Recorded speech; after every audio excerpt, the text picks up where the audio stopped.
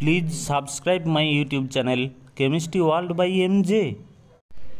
এবছর যারা মাধ্যমিক পরীক্ষা দিবে তাদের সবাইকে আমার YouTube channel chemistry world by এমজেতে স্বাগত।